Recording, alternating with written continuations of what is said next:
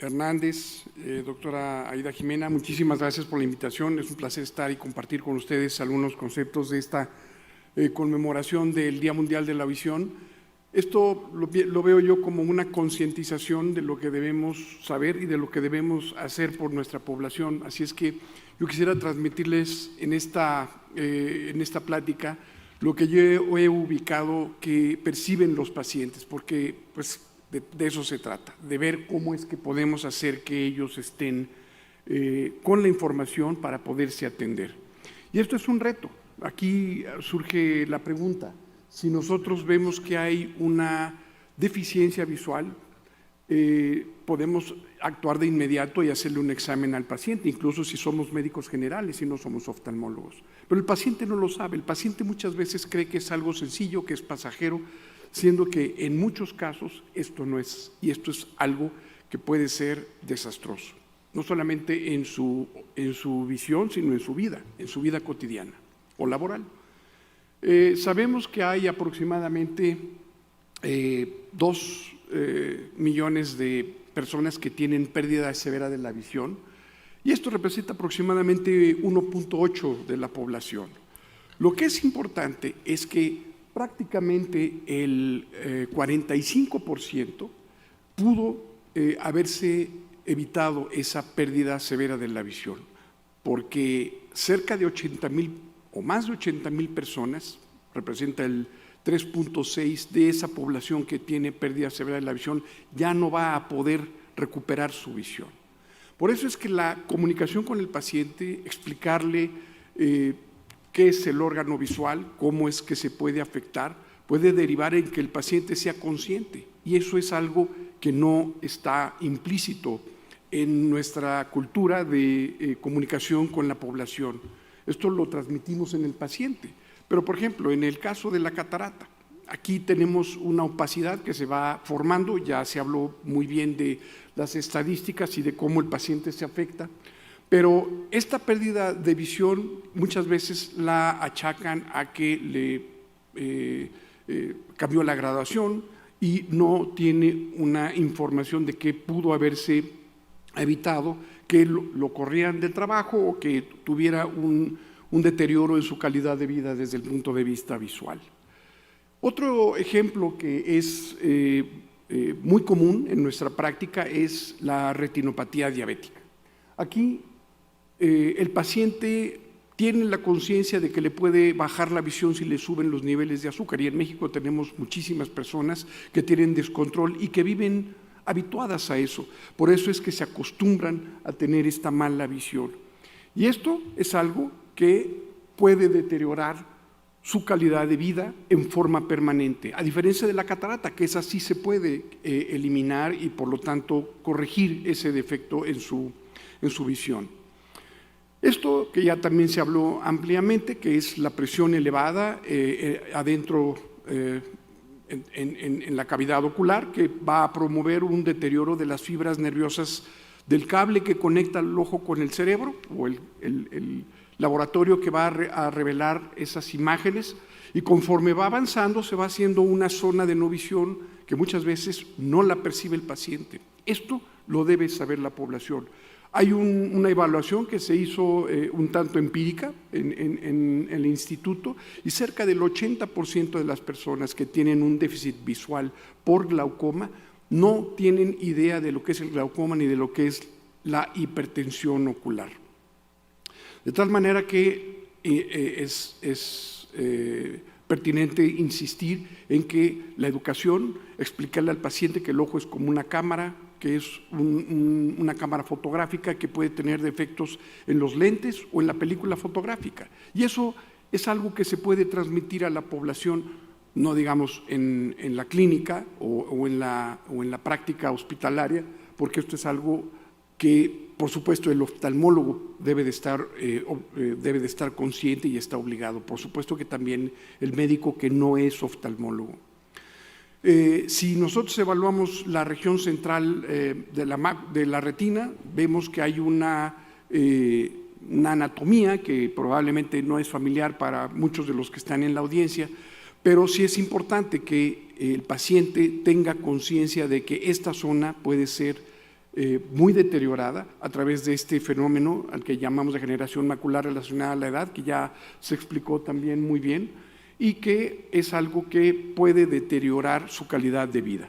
De tal manera que tenemos estas patologías, aproximadamente 8 millones de la población tienen potencial de tener pérdida severa de la visión, y aquí el problema es que necesitamos alta tecnología en la mayoría de los casos para hacerle frente primero al diagnóstico y por supuesto al manejo de estas enfermedades, bien sea por la vía médica o por la vía quirúrgica, y bueno, el reto es que sí lo podamos hacer. La pregunta es, ¿existe la infraestructura? Y aquí hay un artículo que es de una revista de epidemiología que hizo una evaluación muy interesante. Aquí se evaluó el ingreso per cápita en los hogares, los activos y la riqueza autovalorada. Esto fue para ver si operando a las personas que padecen de catarata se les puede mejorar su calidad de vida o salir de la pobreza o ayudarles en la pobreza. Y lo que se encontró fue algo significativamente importante. Tanto en el ingreso per cápita, en los activos y en la riqueza autovalorada, en comparación con el grupo control, es decir, un grupo que no se operó, la diferencia fue estadísticamente significativa en los 3 países evaluados: Kenia, Bangladesh y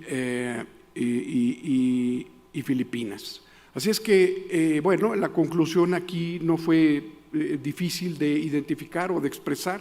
Los pacientes tienen una muy importante cambio en su vida al someterse a la cirugía de catarata, y es algo que nosotros sí tenemos que estar conscientes de transportarlo o tropicalizarlo en nuestra situación del país.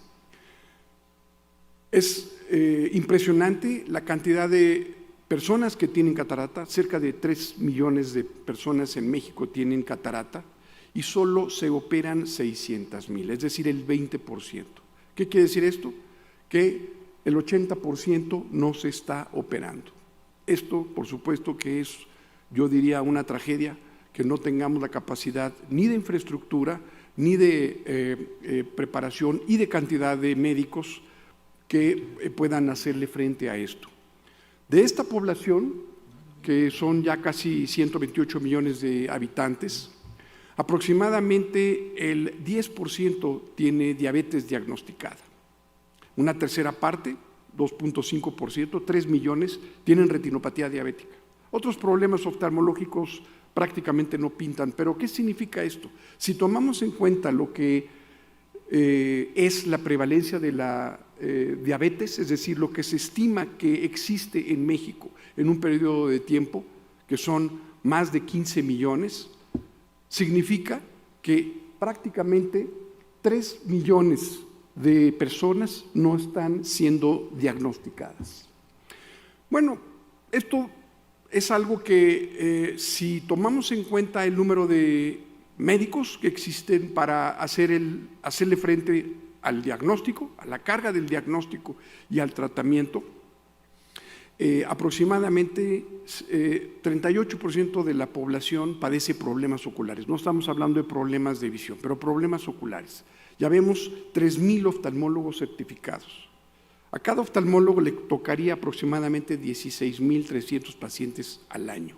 Según la OMS, debemos de tener 11,234 oftalmólogos adicionales.